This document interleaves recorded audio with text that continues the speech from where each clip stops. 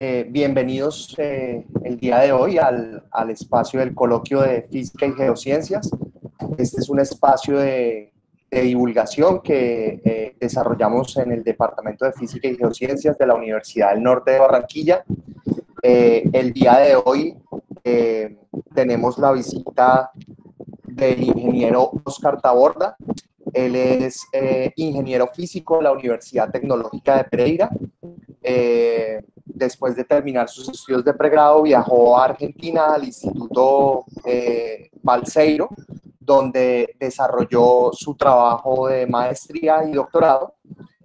Actualmente su área de investigación se ocupa de las astropartículas, con experiencia en procesamiento y análisis de datos de rayos cósmicos de ultra alta energía. Actualmente es docente en el Departamento de Física de la Universidad Tecnológica de Pereira y es miembro del grupo de investigación en astronomía Alfa Orión de la misma universidad. Oscar, muchas gracias por haber atendido a este espacio y bienvenido. Muchísimas gracias, Felipe.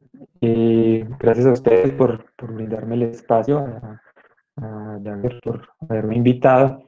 No, para mí es siempre un placer hablar de, del tema que me gusta, del tema en el que trabajo, en el que trabajé durante 6 años en la maestría y en el doctorado. Así que nada, el gusto es mío y muchas gracias a ustedes. Bueno, voy a compartir entonces por aquí la pantalla para mostrarles entonces la presentación. Ahí la están viendo en mi pantalla. ¿Me confirman? Sí, sí se ve, sí se ve. Listo. Vamos a ponerlo. Bueno, entonces, el día de hoy quiero hablarles un poco de lo que es mi tema de investigación y de lo que trabajé en el doctorado, que es el tema de los rayos cósmicos y la física de astropartículas, básicamente, que es la que se ocupa del estudio de estos rayos cósmicos.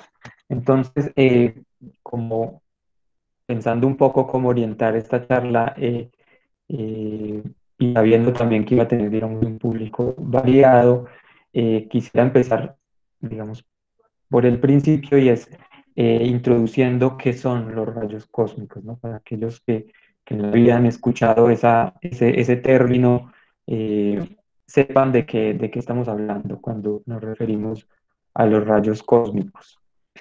Entonces, la historia de los rayos cósmicos es una historia bastante bonita. Me gusta mucho. Fueron descubiertos hace ya más de 100 años, y este es el momento en que todavía hay cosas eh, que no se saben de los rayos cósmicos. Hay muchas cosas por conocer, muchas cosas por hacer en ese campo. Es un campo para nada muerto, es un campo activo, digamos, en la frontera de investigación de la física, y fueron descubiertos hace bastante tiempo. Todo empezó, digamos, por allá, incluso en la época de Coulomb, cuando con estos sencillos instrumentos que son los electroscopios, que imagino que muchos ya conocen o tuvieron incluso algunos la oportunidad de fabricar uno. Muchas veces en la física, en los colegios, nos ponen a hacer eh, un instrumento de estos, un instrumento sencillo que uno puede cargar. eh, esas dos plaquitas que se ven allí adentro, y cuando están cargadas se separan, digamos, por por la repulsión eléctrica que hay entre ambas, porque están cargadas con la misma polaridad. Entonces, por allá en 1785, Coulomb se daba cuenta de que cuando cargaba el electroscopio y lo dejaba un rato en el aire, así, puesto en el aire, se descargaba. Se descargaba, aunque él tratara de aislarlo lo más que pudiera para asegurarse de que no se estaba descargando porque estaba mal aislado, porque estaba en contacto con la botella o lo que fuera, se seguía descargando. Esa fue una primera observación que hacía Coulomb. Entonces se preguntaba por qué se descargaba ese electroscopio, qué hacía que esa carga que tenía se se fuera hacia otro lado. En 1835, Faraday confirma esa observación de Coulomb de esa descarga del electroscopio cuando se deja quieto, eh, y asegurándose incluso de que el aislamiento era confiable, es decir, que no podían atacarle la culpa de la descarga al aislamiento. Eh, Se reconfirmaba esa descarga del electroscopio, y finalmente Crookes en 1879 midió esa velocidad de descarga y encontró que estaba directamente relacionada con la presión atmosférica, con la presión en el aire. La conclusión de todo esto fue que el agente que ocasionaba la descarga de ese electroscopio era el aire ionizado alrededor del instrumento. El aire se ionizaba, ese aire ionizado entonces captaba los electrones del electroscopio y lo descargaba. Y entonces la pregunta ahora no era por qué se descargaba el electroscopio, ya digamos, eh, entendían que era por el aire, porque el aire se ionizaba y descargaba, atrapaba esos electrones del electroscopio, pero ahora la pregunta era por qué se ionizaba el aire. Y la respuesta a esto vino también hacia finales del siglo XIX, cuando los conocidos esposos Curie y también aparte Becquerel descubrieron la radiactividad, ¿no? Esa emisión espontánea de partículas cargadas por átomos que son inestables, como el uranio, el plutonio, el torio.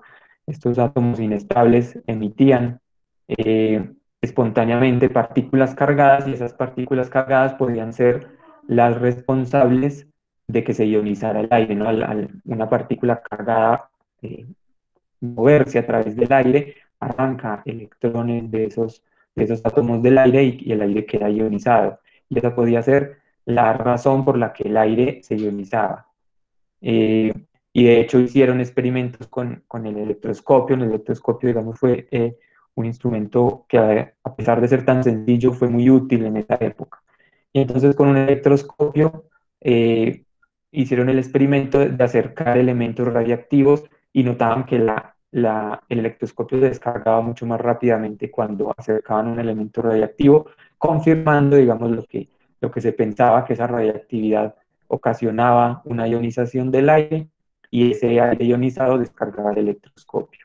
Eh, entonces, estos experimentos además llevaron a que el electroscopio fuese, digamos, el primer detector de radiación, de radiactividad en particular, porque justamente con el electroscopio, midiendo la velocidad de descarga, podían, digamos, darse una idea de cuál era el nivel de radiactividad presente en el aire ahí en donde estaba, digamos, el instrumento. Entonces el electroscopio se constituyó en ese primer detector de radiactividad eh, existente. Ahora, digamos, listo, ya saben por qué se ioniza el aire, por la radiactividad. Ahora, ¿de dónde proviene esa radiactividad?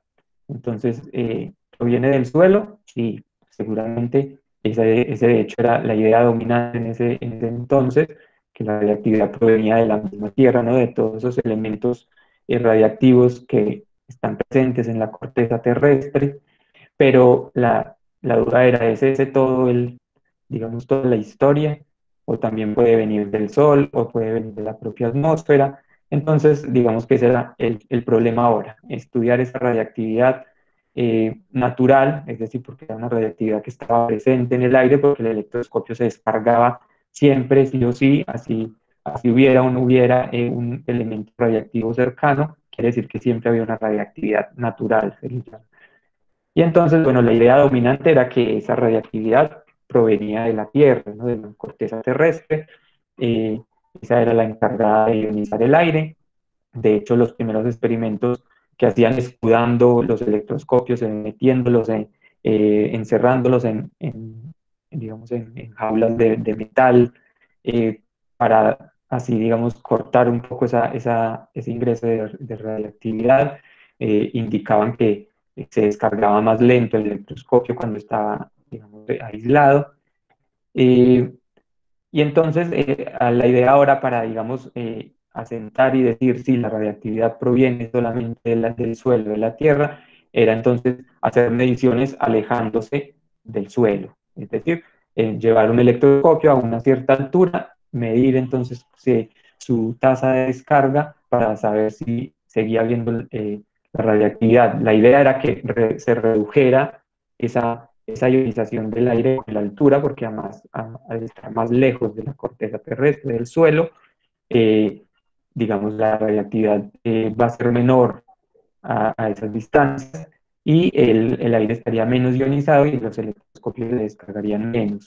Esa era, digamos, lo que querían confirmar. Si eso se confirmaba un decrecimiento de la ionización del aire con la altura, entonces podían decir que esa radiactividad natural provenía del suelo. Y entonces empezaron a hacer esas mediciones en altura. El primero fue Wolf, que se subió a la Torre Eiffel, más o menos 300 metros, hizo sus mediciones de ionización, pero esos resultados no fueron muy concluyentes. Siguieron esos experimentos, ahora ya necesitaban ir un poco más alto que subirse a la Torre Eiffel, entonces empezaron a hacerse mediciones en globos aerostáticos, subían alturas ya mucho más considerables, de 3.000, 4.000 metros, y empezaron a hacer las mediciones de la ionización del aire, ¿no? Usando el electroscopio, obviamente, que era ese instrumento eh, muy importante en esa época, y encontraron, para su sorpresa, que la ionización no parecía disminuir con la altura. De hecho, aquí hay una grafiquita de lo que obtenían en ese entonces. Esto es, digamos, el eje vertical es la ionización del aire y el eje horizontal es la altitud. Y entonces hasta 3.000, hasta 3 kilómetros, 3.000 metros, no notaban un decrecimiento en esa ionización, ¿no? Parecía incluso mantenerse más bien. Y eh, eso era, digamos, sorpresivo para ellos. Ellos esperaban realmente que esa ionización fuese decreciendo con la altura, si digamos, la causante de esa ionización fuese la radiactividad de la Tierra. Luego, digamos, siguieron los experimentos, ahora llegaron hasta alturas mayores en 1912, luego este señor Víctor Hess, y voló 7 veces, llegando a las alturas de los 5.200 metros, y para mayor sorpresa aún, los resultados de Hess con un electroscopio mucho más sofisticado, mejor aislado, todo mejorado, digamos, del instrumento, para sorpresa aún mayor, encontraron que en lugar de decrecer la ionización, aumentaba con la altura, que era totalmente lo contrario a lo que esperaban. Aumentaba esa ionización del aire con la altura.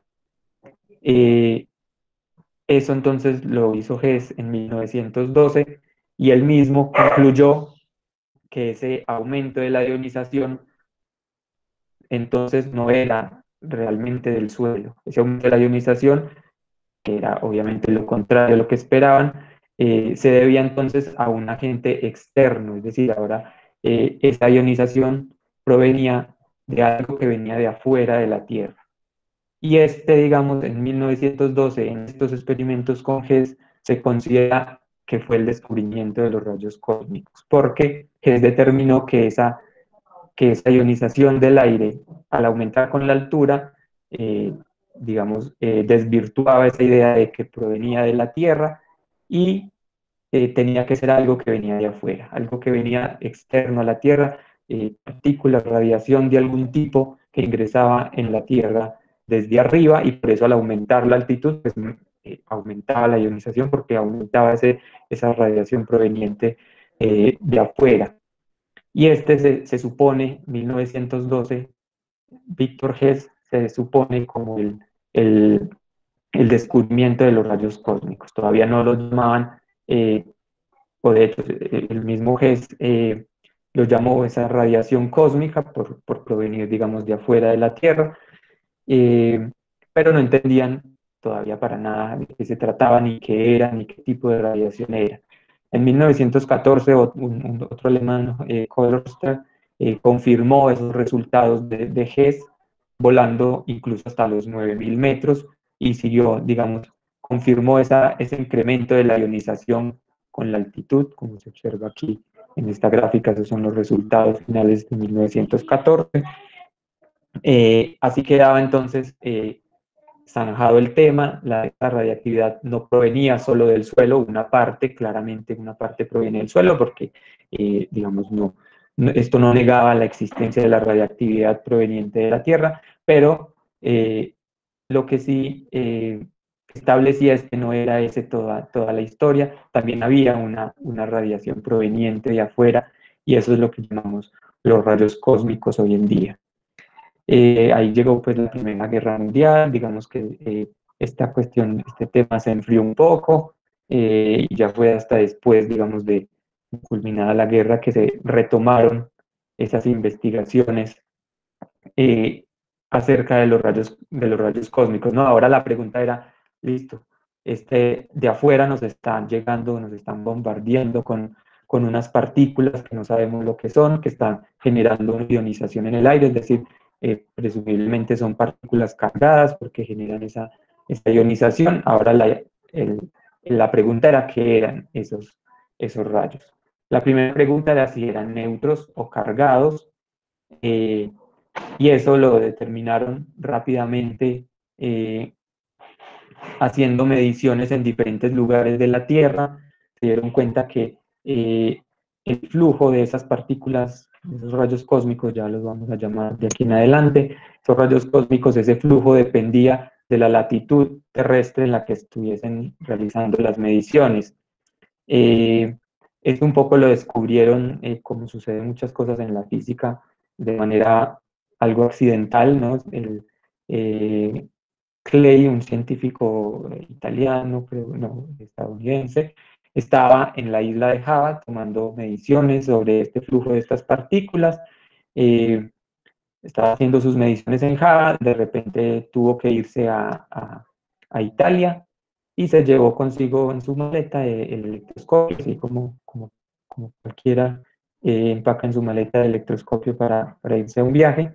Él se lo llevó, realizó mediciones en Italia y se dio cuenta de que habían diferencias con respecto a lo que habían medido en Indonesia, en Java. Y entonces ahí, digamos, digo, bueno, ¿qué pasa acá? Depende de dónde estoy yo ubicado en el planeta, el flujo de esta radiación cambia. Desde ahí en adelante empezaron a hacer más experimentos midiendo en diferentes lugares del planeta, diferentes latitudes. Se dieron cuenta que había una dependencia con la latitud y que se debía principalmente al campo magnético terrestre. Ese campo magnético terrestre afectaba a esas partículas, por lo tanto eran partículas cargadas en su mayoría, porque se veían afectadas por el campo magnético, el campo geomagnético, como se lo llama. De hecho, en 1933 descubrieron lo que se llama el efecto este-oeste, y es que el flujo de rayos cósmicos es mayor del oeste que del este, porque justamente por influencia del campo magnético terrestre que va dirigido, digamos, del sur magnético, el norte magnético terrestre, hace que las partículas parezcan, por efecto de desviaciones en el campo magnético, parezcan venir más desde el oeste que del este, o vengan, no es que parezcan, vengan más del oeste que del este, debido a que se deflectan en el campo magnético de la Tierra. De ahí entonces concluyeron que la mayoría de esos rayos cósmicos primarios que ingresan a la atmósfera terrestre tienen carga positiva. La mayoría de ellos son con carga positiva porque eran las mediciones, las mediciones daban eso, daban un efecto del campo magnético en esas cargas, y el efecto apuntaba en que eran positivamente cargados, porque si fuesen negativos, pues se debería ver lo contrario, se debería ver un exceso de flujo del este y no del oeste. Entonces, con eso, digamos, empezaron ya a caracterizar esa radiación cósmica. Ya sabían entonces que era en su mayoría carga positiva. Ahora seguían, digamos, la pregunta seguía, ¿qué son? Son cargas positivas, pero qué tipo de cargas? ¿Es una sola carga positiva? O sea, ¿es un protón? ¿O por el contrario, es un núcleo entero? Eh, seguían esas incógnitas.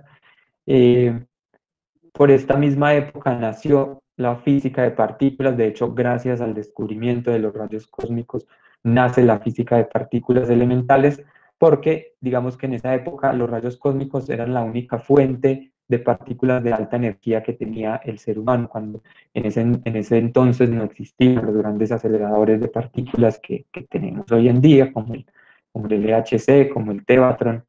Eh, entonces, la única forma que tenían los físicos, los científicos de la época para estudiar física de partículas elementales de alta energía era los rayos cósmicos, justamente. Estudiar esa interacción de los rayos cósmicos eh, les proveía la información, la única información, digamos, que tenían de interacción de partículas a altas energías. Eh, por ese entonces, digamos, también se inventó la conocida cámara de niebla, que es un instrumento muy usado, que se usó mucho en esa época, en esos inicios de la física de partículas para digamos, detectar partículas cargadas y caracterizarlas, ¿no? Una cámara de niebla, así muy a grosso modo, es digamos, una cámara cerrada donde hay vapor de agua, y cuando una partícula cargada atraviese por ese vapor de agua encerrado allí, si la partícula está cargada y va a una velocidad considerable, tiene una energía considerable, va a empezar a ionizar ese vapor de agua dentro de esa cámara, y esa ionización va a generar una especie de condensación que se va a ir dando a lo largo de la trayectoria de la partícula, y entonces termina viéndose realmente a simple vista la trayectoria que siguió esa partícula. De hecho, aquí en esta imagen, no sé si alcanzan a ver, se ven algunas líneas, en particular esta línea y esta línea, son justamente trayectorias de partículas cargadas en esa cámara de niebla. Y con esta camarita y los rayos cósmicos que la atravesaban, fue que se hicieron los primeros experimentos de física de partículas. Este, digamos, fueron el primer acelerador al que tuvo acceso el ser humano, y era esa radiación cósmica que provenía de afuera, que no sabían muy bien qué era, pero que sabían que eran partículas cargadas y generaba estos efectos en estas cámaras de niebla. Y de hecho, en 1933, haciendo experimentos de partículas con rayos cósmicos, se descubre una partícula nueva que es el positrón, ¿no? Que es como quien dice el antipartícula del electrón, es decir, es un electrón, es idéntico a un electrón, pero con la carga opuesta, es decir, con carga positiva. Es el llamado positrón, descubierto en 1933 usando los rayos cósmicos como fuente de partículas de alta energía. Entonces, la física de partículas, de hecho, nace con los rayos cósmicos, ¿no? Nace de estudio con los rayos cósmicos. Ya después, digamos, se sofisticó mucho la tecnología, y ahora ya es posible hacer aceleradores de partículas de altas energías, y ahora, digamos, la física de partículas como tal ya está, digamos, aparte, estudiada en esos grandes aceleradores, y ya están como separadas física de partículas y rayos cósmicos, aunque obviamente son la misma cosa, porque los rayos cósmicos no son otra cosa que partículas eh, eh, cargadas, aceleradas a una gran energía, que ingresan a la Tierra. También se descubrieron otras partículas como el muón, el pión, el kaón, también todo haciendo uso de estudios de rayos cósmicos, eh, como esa única fuente de interacción a altas energías que poseía el hombre en ese entonces. Entonces, importantísimo el aporte de los rayos cósmicos al desarrollo de la física de partícula en sus inicios. Bueno, entonces, actualmente, ¿qué sabemos después de esta, digamos, eh, breve introducción? Sabemos que los rayos cósmicos son partículas cargadas positivamente. En su mayoría se saben que van desde protones hasta núcleos más pesados como carbono, nitrógeno, hierro. Pueden llegar a ser tan pesados como el hierro. O sea, son núcleos, digamos, bombardeados desde afuera de la Tierra, y que llegan e ingresan a nuestra atmósfera. Son relativistas, es decir, vienen a altísimas velocidades de cerca a la velocidad de la luz, ¿no? 99,9% de la velocidad de la luz. que llegan del espacio exterior, digamos, esa fue de las primeras cosas que se determinaron. Aún así, después de en 1912, que se considera como el punto cero de descubrimiento de los rayos cósmicos, hasta el día de hoy, 2020, van 108 años de descubiertos los rayos cósmicos, todavía no se sabe a ciencia cierta el origen y la naturaleza de estos rayos cósmicos. No se sabe de dónde vienen, sabemos que obviamente es de afuera de la Tierra, pero no sabemos si vienen de nuestra galaxia o qué porción viene de nuestra galaxia, qué porción viene de afuera de nuestra galaxia. No se sabe exactamente qué tanto son protones, qué tanto son núcleos de hierro, qué proporción. Todas esas son cosas que son materia de investigación actualmente en este campo, ¿no? Eso es a lo que nos dedicamos los que trabajamos en este campo, a tratar de determinar ese origen y esa naturaleza de esos rayos cósmicos que hasta el momento no se sabe, no se tiene la certeza 100% de dónde vienen y qué son o cómo están distribuidos exactamente. Se tienen ciertas ideas que han ido puliéndose en el tiempo, pero no se sabe todavía exactamente. Hay todavía muchas cosas por descubrir en este campo. Los científicos tenemos tres observables principales para estudiar estos rayos cósmicos que nos proveen de información para poder tratar de contestar esas preguntas abiertas que existen en el campo.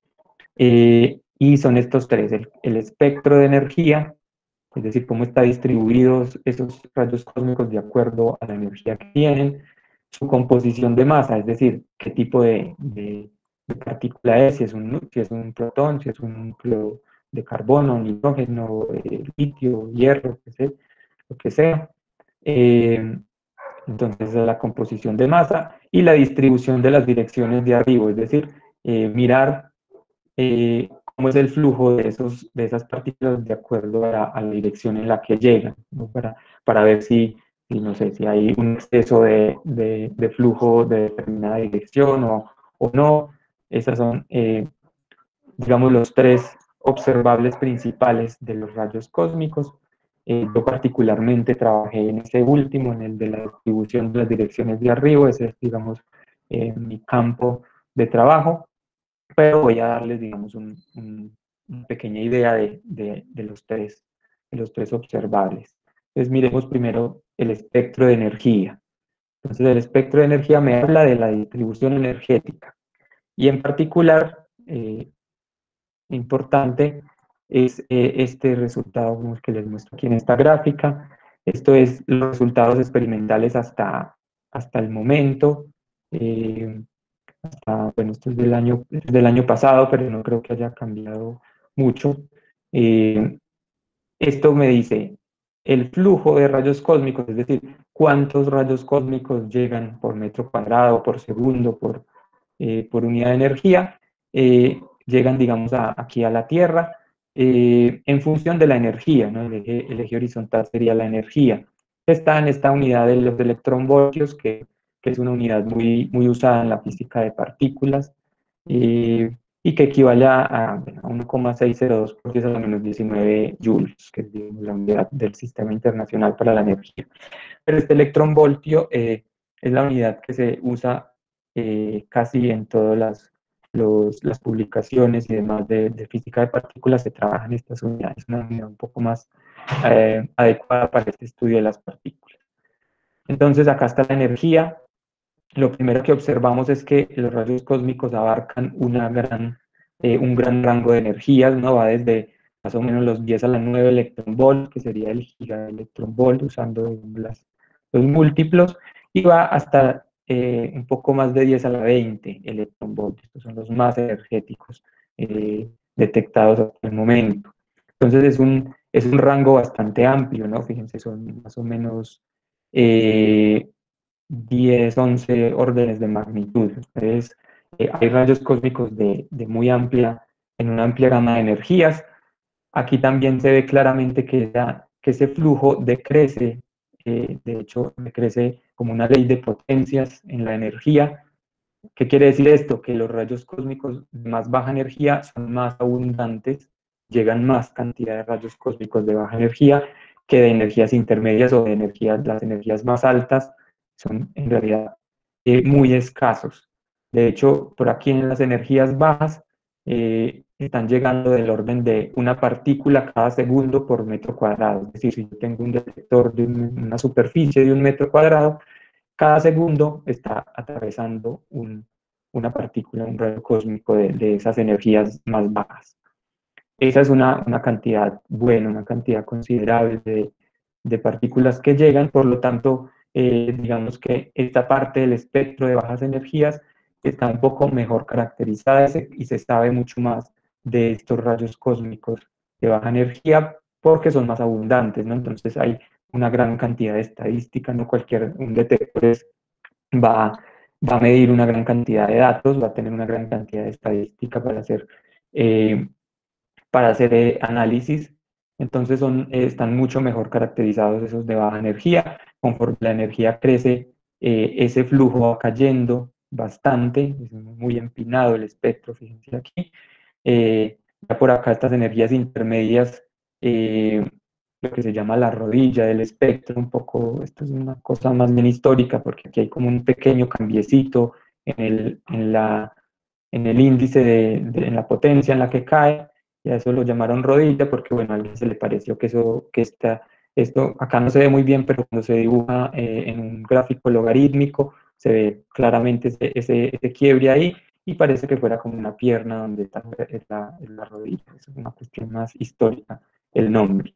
Entonces se le llama la rodilla del espectro, y ahí más o menos viene una partícula por metro cuadrado por año. Fíjense que aquí ya es bastante más escaso. Entonces aquí en esa misma superficie de 1 metro cuadrado, que acá arriba voy a obtener una cada segundo, aquí voy a obtener una cada año. Y aquí en la parte de más altas energías, aquí ya tengo del orden de una partícula por kilómetro cuadrado por siglo. Es decir, en un área de 1 kilómetro cuadrado yo esperaría una partícula cada 100 años. Es decir, eso es un flujo extremadamente bajo. Y eso trae, como se imaginarán, todas las complicaciones que ustedes quieran para su estudio, porque, digamos, la cantidad de rayos cósmicos que llegan a estas energías es realmente muy baja, y si yo quiero detectar una cantidad suficiente como para hacer algún análisis estadístico, necesitaría detectores gigantescos, ¿no? Porque en un solo kilómetro cuadrado tendría que esperar un siglo para que me llegue una partícula. Entonces, si quiero hacerlo, digamos, una ventana temporal más apropiada para los humanos, nadie va a poder quedarse 100 años esperando a que su detector le detecte una partícula. Tenemos que hacer entonces muchos kilómetros cuadrados para que, digamos, ahí ya pueda yo obtener eh, algunos datos, alguna estadística relevante para poder hacer eh, análisis y poder obtener, digamos, conclusiones acerca de eso. Por eso, el estudio de los rayos cósmicos de ultra alta energía, como se le conoce, digamos, a esta porción de acá de la más alta energía, es, eh, es todavía un campo muy para explorar, porque realmente la cantidad de datos que se tienen de esa parte del espectro es bastante limitada.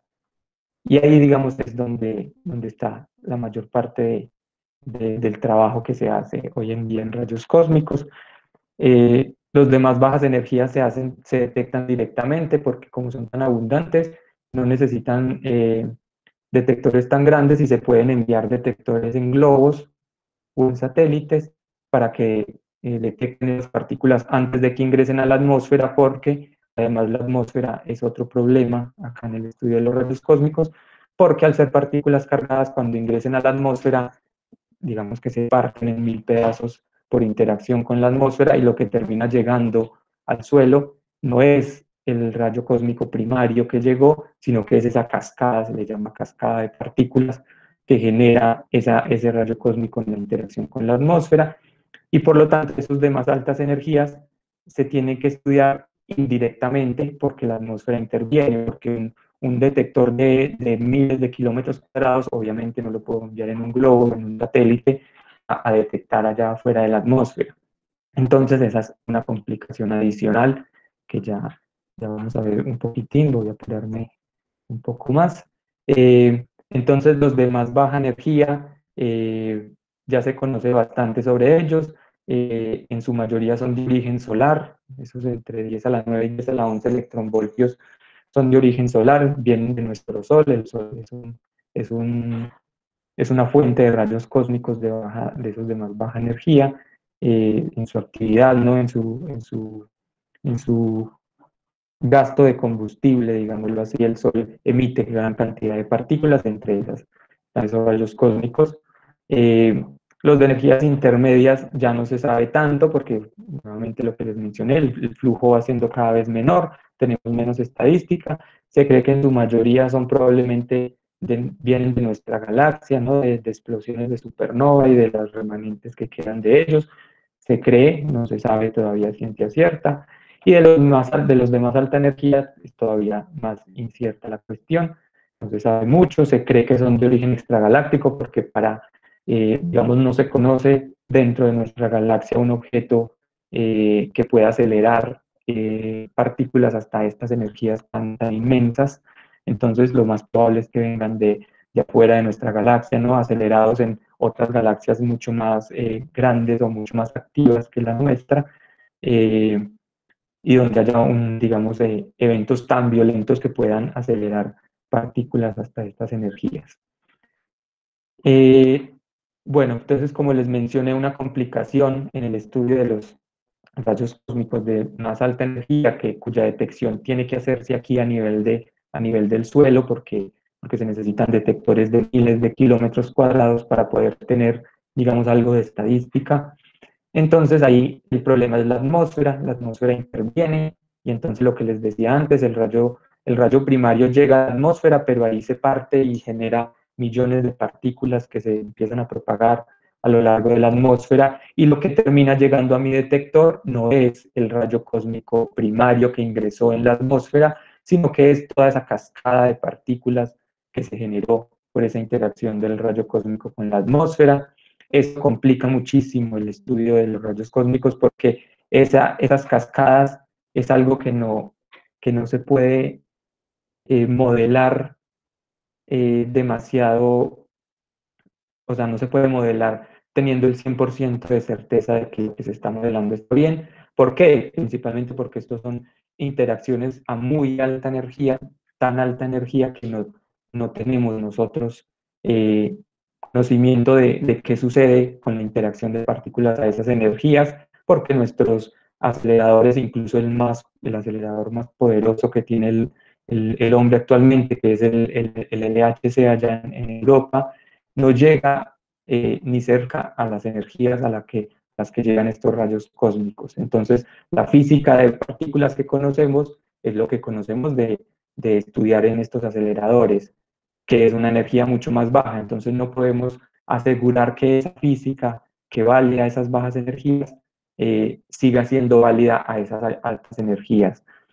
Eso lo que hacemos es eso, extrapolar que lo que sucede a las energías en las que sabemos sucede también a las altas, pero eso no lo podemos asegurar, no podemos asegurar que no aparezca una partícula nueva que no conocemos y que aparezca cuando hay interacciones de tan alta energía. Entonces, eso hace que ese estudio de estas cascadas en la atmósfera no sea tan bien conocida, sino que lo que hacemos es extrapolar lo que tenemos a más bajas energías a las altas. Y entonces eso hace que no sea tan 100% confiable el estudio de esas lluvias atmosféricas, y hace entonces eso, digamos, se manifiesta en incertidumbres en los datos, en incertidumbres en las conclusiones que podemos sacar a partir de los datos. Eh, a partir de estudios estadísticos de estas lluvias en la atmósfera, se sacan información importante, en particular un parámetro muy importante es este conocido como el X máximo, que es a qué profundidad en la atmósfera se desarrolla el máximo de la lluvia, ¿no? Fíjense que aquí esas lluvias se van propagando a lo largo de la atmósfera, pero digamos su energía, si bien es muy alta, es finita, y entonces en algún momento va a terminar, digamos, se va a acabar toda esa energía que tenía esa partícula inicial y ya no va a haber, digamos, creación de partículas nuevas, sino que de ahí en adelante lo que va a hacer es, digamos, apagarse la lluvia. Fíjense que hacia el final la lluvia se va, digamos, como haciendo más estrechita. Eso es porque cada vez, digamos, ya perdió toda su energía y simplemente quedaron ahí esos remanentes de partículas. Entonces, donde se llega al máximo de desarrollo de esa lluvia se le conoce como el Xmax, y ese es un parámetro muy importante porque me da una idea de qué tipo de partícula es. Recordemos que se saben que pueden ser protones o incluso átomos hasta el hierro, y para poder, digamos, tener una idea de qué es, se usa ese parámetro del X máximo, porque eso me da una idea de qué partícula es, porque los núcleos más livianos penetran más en la atmósfera, o sea, su desarrollo se da más adentro en la atmósfera que los más pesados.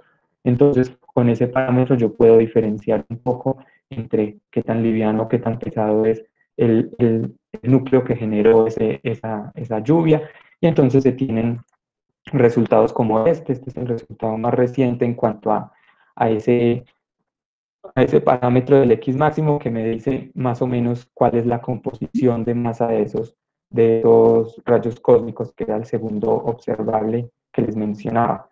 Entonces aquí se puede ver que a las energías bajas la composición tiende a ser liviana, es decir, tiende a ser más tipo protones, litios, por ahí, cosas livianas.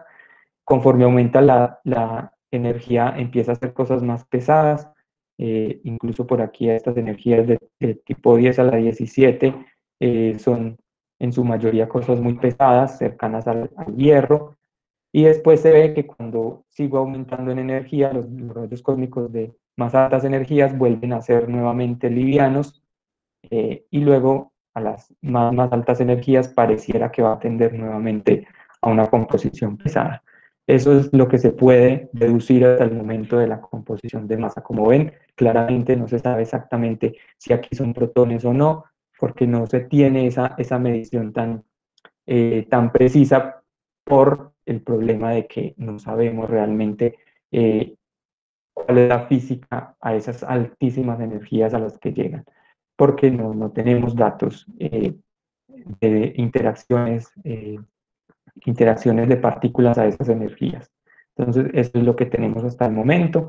Y por último, vamos a ver, creo que tengo unos 2 minuticos y les Oscar, explico Oscar, aquí. perdón, Sí, ¿qué son los diferentes, digamos así, autores? ¿Son un conjunto de composición de datos procesados o es acá en estas un... gráficas, Sí, sí, estos son experimentos, ¿no? Hay diferentes experimentos alrededor del mundo que se dedican a esto, ¿no? A colectar rayos cósmicos.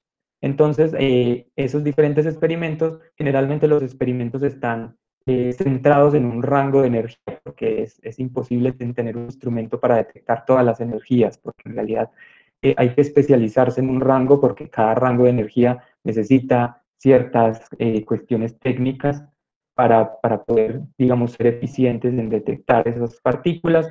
Entonces, fíjense acá que a las más bajas energías hay solamente punticos de un experimento, que es ese Yakutsk.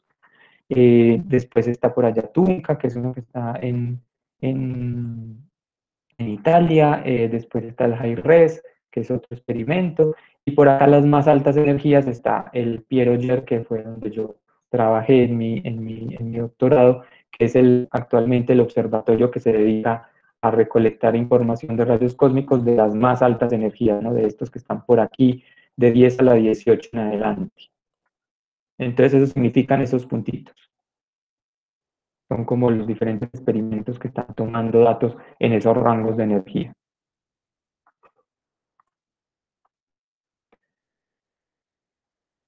Bueno, y aquí para culminar rápidamente, no sé si me dan aquí 2 minuticos más, eh, me queda el último observable, que es el de las direcciones en las que llegan los rayos cósmicos. En este campo, perdón,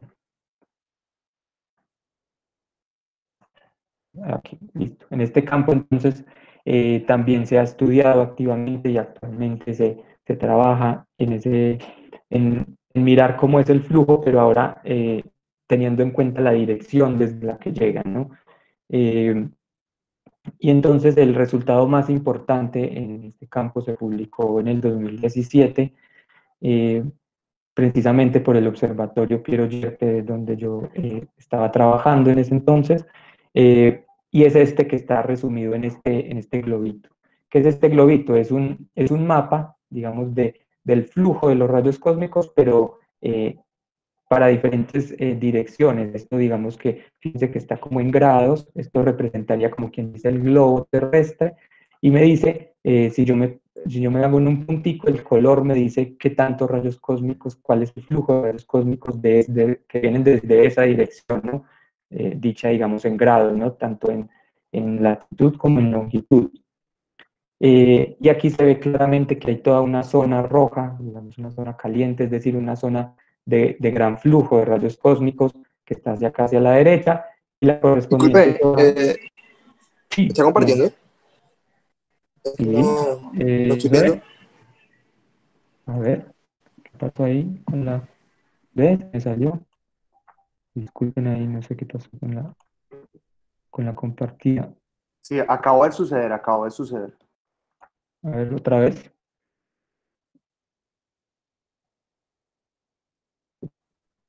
¿Se ve? ¿Ahora sí? Listo. ¿Ahora sí se ve? Sí, sí. Ok. Bueno, entonces... ¿qué le pasa a este computador? Es que mi computador es el que está como fallando en este momento. Se volvió a salir la presentación, ¿cierto? Sí, volvió a salirse. Vamos a ver de nuevo qué pasa.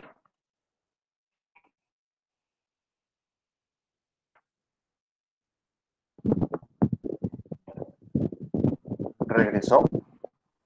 Bueno, entonces, les repito, estaba mostrándoles entonces este globito que me lo estaban viendo. Entonces, este globito que indica el flujo de los rayos cósmicos, pero para cada dirección, ¿no? Acá esto, digamos, indica longitud y latitud en la Tierra. Entonces, si yo me paro por acá, me va a decir qué flujo llega a la Tierra desde esa dirección. Si me paro por acá, me va a decir cuál es el flujo que llega desde esa dirección. Y entonces ahí se ve claramente que hay un patrón, lo que se llama un patrón dipolar. Se volvió a quedar congelado, creo. Ay, ¿qué está pasando acá con esto? ¿Se quedó congelado? ¿No se ve? Sí, está solo en el modo de presentación, pero no muestra. Ahora sí. ¿Ahora sí se ve? ¿Cambió? Sí, ahora Sí, sí. sí. Ok. Bueno, vamos a ver si se puede. Ahora sí están viendo la presentación como tal. Perfecto. Bueno, entonces se observa este patrón que se le llama un patrón dipolar, pues simplemente porque digamos que se divide el cielo en dos mitades, una mitad que tiene un gran flujo de esos rayos cósmicos y una mitad que tiene un flujo menor. Y esto es súper importante porque eso nos da ideas de entonces de dónde vienen, cuál es el origen de esos rayos cósmicos. Y de hecho este resultado se publicó en Science en 2017 porque es muy importante porque nos dice que de esta zona del cielo, de esta zona está llegando un 6% más o menos más de rayos cósmicos que de esta zona que está en azul. ¿Y eso qué nos dice? Y además, esa zona que está apuntando en esa dirección nos dice que ese origen de esos rayos cósmicos, de esas energías tan altas, es porque este es el flujo para las más altas energías, ¿no? Arriba de 8 por 10 a la 18 electronvoltios. Entonces, esos rayos cósmicos de esas altísimas energías vienen, digamos, con un exceso en esa región. Y esa región está muy alejada de esta estrellita que ven acá del lado izquierdo. Esa estrellita está indicando en qué dirección queda el centro de la galaxia, ¿no? El centro de la Vía Láctea. Y que esta zona caliente, esta zona de mayor flujo de rayos cósmicos, esté tan lejos de lo que es el centro de la galaxia, de la dirección hacia el centro de la galaxia, nos dice que estos rayos cósmicos en realidad es muy poco probable que vengan de adentro de nuestra galaxia, sino que su origen en realidad lo más probable es que sea extragaláctico. Y eso es súper importante porque al menos ya nos dice algo más sobre ese origen de los rayos cósmicos. Por lo menos nos está diciendo que a las más altísimas energías, esos rayos cósmicos no vienen, lo más probable es que no vengan de nuestra galaxia, porque si vinieran de la galaxia, ese exceso de rayos cósmicos debería apuntar acá, cerca al centro de nuestra galaxia. ¿Por qué? Porque, como sabemos, la Vía Láctea es una galaxia en espiral, donde la gran mayoría de su masa está concentrada en el núcleo de la galaxia, en el centro, hacia el centro, donde está, donde digamos hay un agujero negro ahí eh, afectando gravitacionalmente toda esa galaxia. Entonces la mayor cantidad de masa de la galaxia está ahí en ese centro. Y entonces si hay alguna fuente de rayos cósmicos en la galaxia, pues deberá estar cerca de ese centro, porque en las demás partes hay muy poca probabilidad de que exista una fuente que pueda acelerar rayos cósmicos hasta tan alta energía. Entonces esperaría que, esa, que ese exceso de flujo esté más cerca de esa dirección hacia el centro de la galaxia. Y aquí está bastante lejos. Esto, de hecho, en grados es como algo así como 150 grados, una cosa así, la distancia entre este punto caliente y esta estrellita, que es la dirección al centro de la galaxia. Entonces, ese resultado obtenido en el 2017 con los datos del observatorio Pierre Auger, fue importante en ese sentido, en que fue como un indicio más de que esos rayos cósmicos de tan alta energía provienen de fuera de la galaxia, provienen de algún lugar, de alguna otra galaxia muy, muy activa que tiene la capacidad para acelerar partículas hasta tan alta energía y provienen de por allá, porque además no lo muestro acá por cuestiones de tiempo, esta zona caliente de acá tiene cierta correlación con el exceso, digamos, que hay en galaxias en el universo cercano. Si uno toma un catálogo de algún observatorio o donde está, digamos, las distintas galaxias en diferentes direcciones, uno ve que hay un pequeño exceso de galaxias hacia esta región. Entonces, esto tiene, digamos, bastante lógica que los rayos cósmicos vengan preferentemente de esa dirección donde hay más galaxias. Claramente es así. Entonces, este resultado es bastante interesante.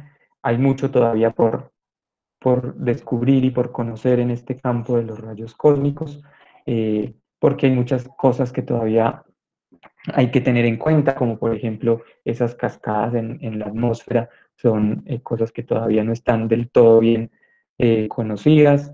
Y otra cosita adicional que no mencioné es que al ser estos rayos cósmicos, al ser partículas con carga, ¿no? Ya vimos que se determinó que son en su mayoría positivos, protones o núcleos cargados positivamente, se ven afectados por el campo magnético. Y campos magnéticos hay por doquier en la galaxia y afuera de ella. Entonces, esas partículas en su viaje hacia la Tierra no siguen una trayectoria rectilínea como si lo seguirá un fotón, es decir, la luz proveniente por ejemplo, una estrella, llega directamente a la Tierra sin desviarse, llega en una trayectoria rectilínea. Bueno, él afectará un poco, digamos, el campo gravitacional por el efecto del lente gravitacional, pero bueno, eso es otra historia y en realidad es una deflexión más bien pequeña. Entonces, las estrellas normalmente si uno mira el cielo y ve una estrella, uno dice, ah, mira, hacia allá hay una estrella y sabe que está allá donde la está viendo. Aquí, ¿cuál es el problema? Que a nosotros nos están llegando estas partículas, pero como son cargadas, el hecho de que a mí me lleguen de esa dirección no significa que su fuente está en esa dirección, porque realmente como es cargada, pudo haber seguido una trayectoria aleatoria por todo ese campo magnético que encontró en su camino hacia la Tierra, y cuando llegan a la Tierra están apuntando en una dirección que nada tiene que ver con la dirección de la fuente que las emitió.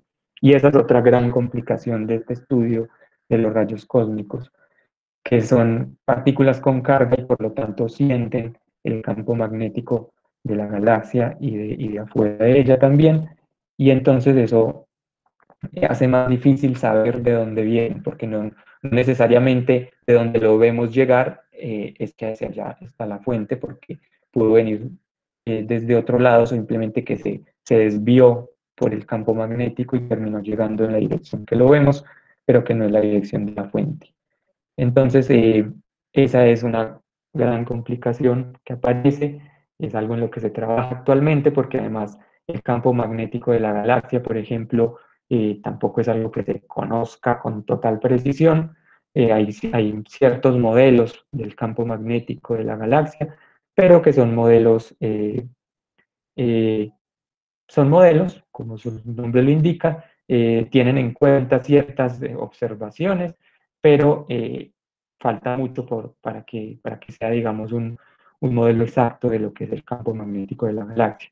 Entonces, se tienen todas esas limitantes, son, digamos, bueno, afortunadamente por eso hay trabajo en este campo todavía, hay muchísimas cosas que se puede trabajar, como por ejemplo desde trabajar en cómo afecta el campo magnético a esa propagación de esos rayos cósmicos en su viaje hacia la Tierra, o cómo es ese desarrollo de esas cascadas en la atmósfera terrestre. Ese es otro campo abierto.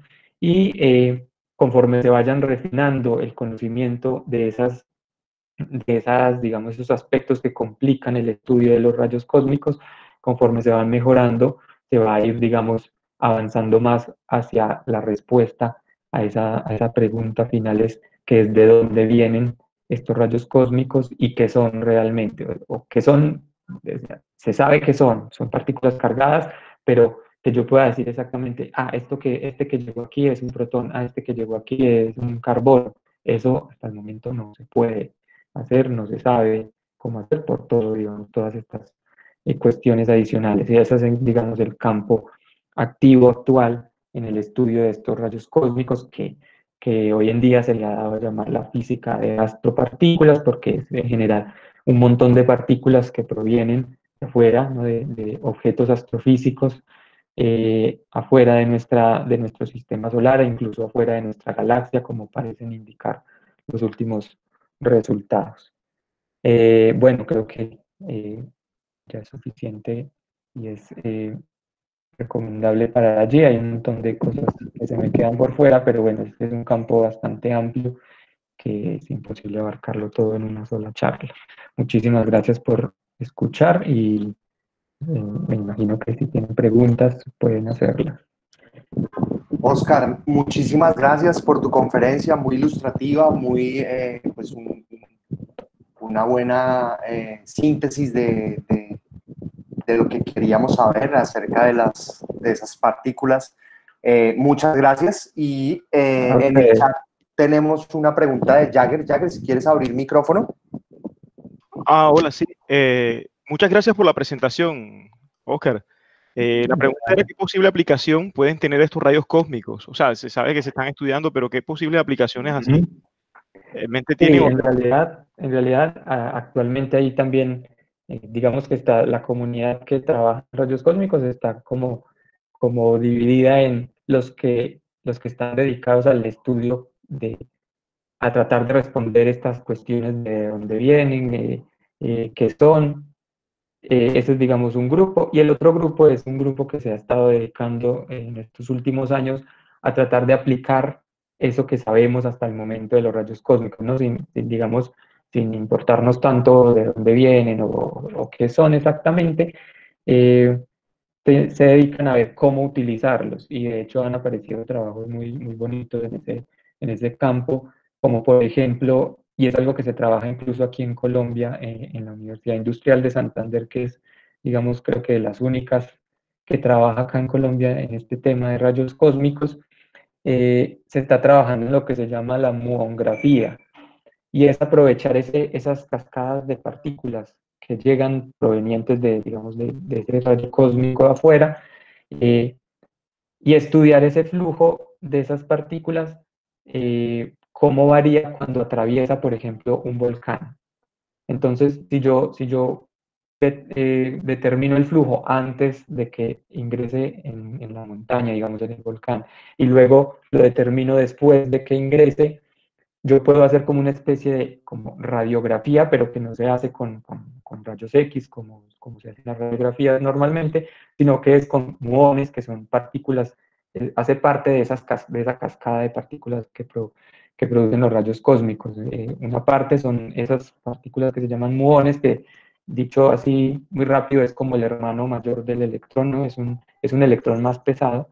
eh, y atraviesan esa masa de, en este caso, por ejemplo, un volcán, y yo puedo tener, digamos, una especie de radiografía que no se llama así porque no es con rayos X, sino muongrafía, y entonces me puede decir los cambios de densidad que sufrió, o mejor dicho, que hay en esa masa, por ejemplo, que se usa para volcanes, y de esa manera se puede, digamos, monitorear el estado de actividad de un volcán. Entonces, si el volcán, digamos, está activándose y está, digamos, con peligrosidad de erupción, esa actividad en el volcán se va a manifestar en cambios en su interior, obviamente, en cambios de densidad en ese interior, y eso se va a manifestar en cambio en el flujo de esos muones que pasan por ahí.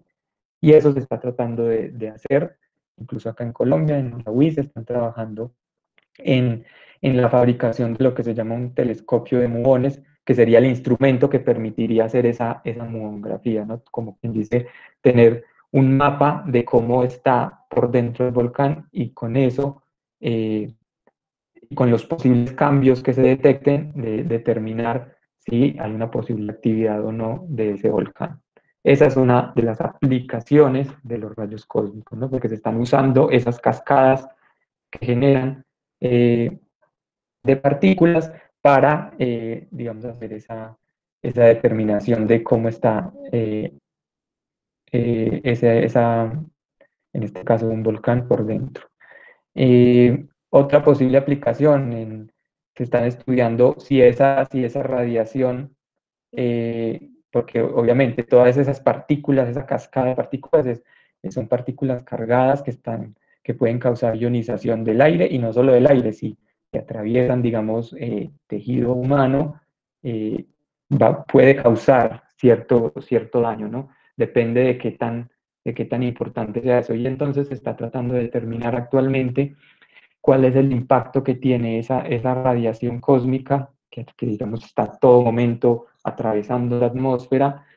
¿Cuál es el impacto, por ejemplo, en la tripulación de vuelos que van, digamos, a una altitud considerable? Porque allí, digamos, aumenta esa dosis de radiación, ¿no? Entre más suba en la atmósfera, pues mayor cantidad. Recordemos que la cascada se desarrolla y llega a un máximo en algún punto. Si yo estoy muy cerca de ese máximo, pues digamos que la dosis a la que está sometido es mayor, y están tratando de determinar si esas dosis digamos, en esa tripulación a una gran altitud, puede causar algún daño, a la salud.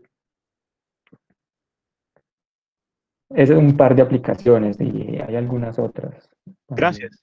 Listo, ya. Tenemos a Carlos David, quiere hacer Edward Alexander quiere hacer una pregunta. Sí. La pregunta, Adelante. que me gustaría saber si los satélites artificiales también pueden afectar en captar los rayos cósmicos. Los satélites. Los satélites artificiales pueden evitar que lleguen más rayos cósmicos o que se lean con más facilidad.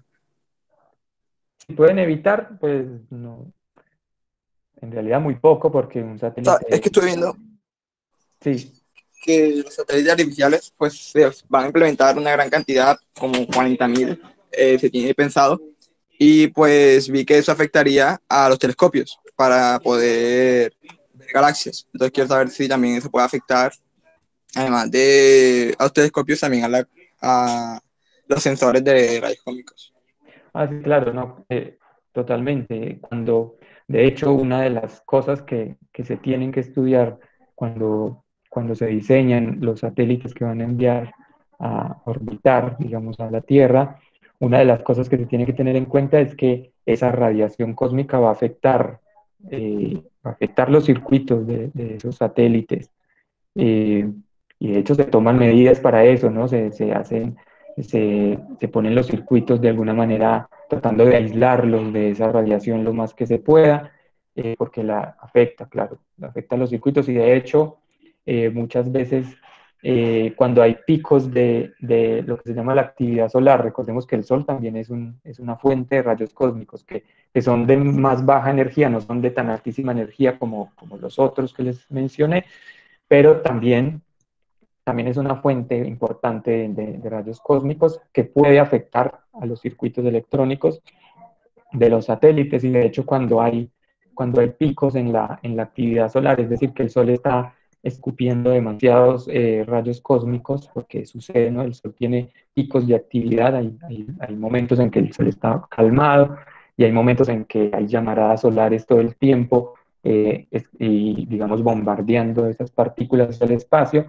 En esos momentos de picos de actividad solar muchas veces apagan incluso los satélites para evitar daños mayores, ¿no? Para evitar que ese exceso en el flujo de esa radiación dañe los satélites y sea, digamos, mucho más costoso eh, porque tendrían que de alguna manera solucionar el problema de volver a bajar el satélite o mandar a alguien allá para que lo arregle. Es mucho más costoso eso que directamente apagar el satélite, aunque se afecte, digamos, la tarea que esté realizando, pero muchas veces hacen eso, apagan los satélites cuando hay esos picos de radiación cósmica proveniente del Sol principalmente, que es el que hace esos cambios tan abruptos. Pero sí, totalmente hay que tenerse en cuenta ese efecto de los rayos cósmicos en esos satélites.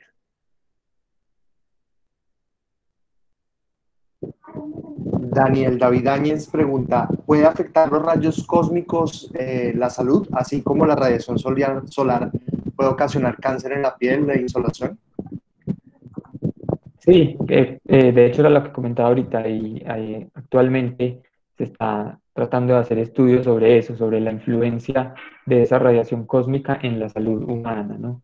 En particular, más que todo en tripulaciones de vuelos, de vuelos comerciales que van a gran altitud, porque allá están, digamos, la dosis aumenta cuando yo subo en la atmósfera. Acá, digamos, a nivel del suelo es un poco más difícil, aunque también debería hacerse el estudio correspondiente. No sé si haya estudios, no conozco estudios específicos en ese campo acá a nivel del suelo, porque en realidad a nivel del suelo, como vimos, ya esa cascada de partículas se ha atenuado bastante. Tendría que ser un rayo de muchísima energía para que llegue una gran cantidad de esa radiación acá al suelo. Y como esos de muchísima energía, como les mostré, son bastante escasos, entonces aquí a nivel del suelo no se considera como un agente potencial de peligro para la salud acá a nivel del suelo, pero la cosa cambia cuando yo me muevo hacia capas más superiores en la atmósfera, como por ejemplo en un vuelo. Entonces ahí es donde se está centrando ahora los esfuerzos en tratar de determinar eh, esa dosis de radiación que tendría, a la que estaría sometido eh, el ser humano allá arriba y tratar de determinar si es o no es, digamos, peligrosa para la salud. Pero puede ser que sí, es decir, eso está por determinarse. Ok, perfecto. ¿Alguien más tiene alguna pregunta?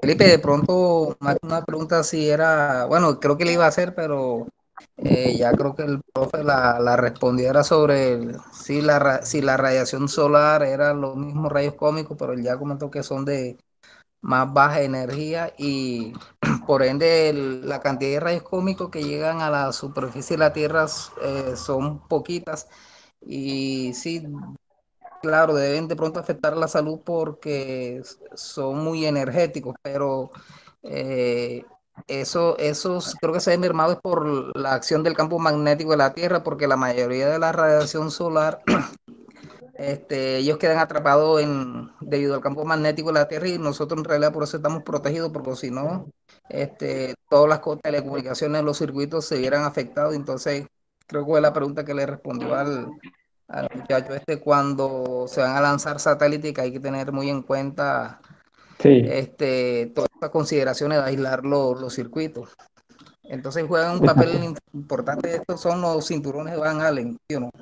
Sí, sí, sí, el campo magnético terrestre para esa parte solar que son de las de más baja energía es totalmente relevante, ¿no? Porque al tener menor energía son más afectados por el campo magnético, además, entonces digamos Claro, que muchos quedan, como dices, atrapados en ese campo magnético, la botella terminan, magnética. terminan Eso. desviados en otro lado y por eso hay zonas incluso en la Tierra que son como quien dice, puntos calientes de radiación cósmica, porque es como hacia donde muchas veces van desviados esos rayos, y entonces en esas zonas hay aumentos de esa radiación. Pero sí, es totalmente relevante ahí el campo magnético de la Tierra, ¿no? Y, y, y actúa como un escudo también, ¿no? Que muchas otras de esas partículas las termina desviando hacia otro lado. Nos pregunta Daniel de nuevo que si, no sé si tenga que ver con el tema, pero que hay auroras boreales, ¿tienen que ver con los rayos cósmicos? Sí, sí, sí. De hecho, las auroras boreales es un efecto de, ese efecto del campo magnético terrestre a esas partículas cargadas. Tiene que ver totalmente con el tema. O sea, si no existiesen los rayos cósmicos, básicamente no existiesen las auroras boreales. Ok, perfecto. Oscar, de pronto para anotar algo, como Sí, dicen a veces en el texto, es que debido a la configuración del campo magnético de la Tierra, ese es el talón de Aquiles digamos, de nuestro sistema de protección. ajá, Ahí las líneas de campo magnético, ahí no escudan tanto a uno de la radiación solar, sino que ellas logran penetrar la atmósfera. Entonces, debido a la interacción con las partículas atmosféricas que se producen esos colores producen las auroras. y Sí, entonces, claro, por eso sí, efectivamente, sí tiene que ver con el tema. claro, sí, totalmente. Y por eso suceden, digamos, en esas regiones Sí, claro, nórdicas, ¿no? claro, por la configuración del campo Claro, magnético. que están cerca, digamos, de esos polos magnéticos.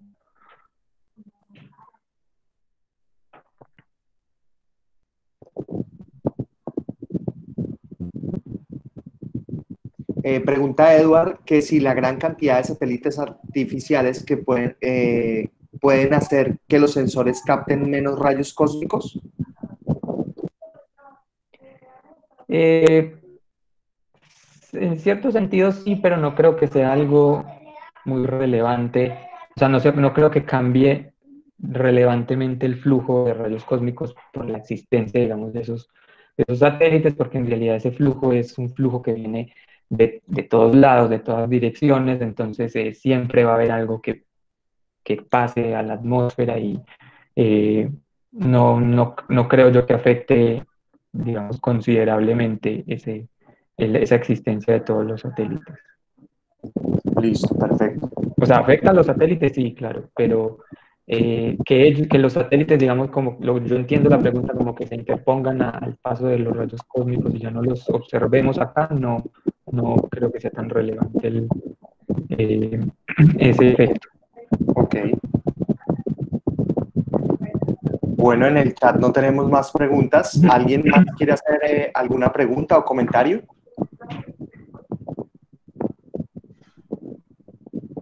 Bueno, parece que ya quedó todo muy claro. Oscar, de nuevo, muchas gracias. De verdad, muy, muy buena conferencia.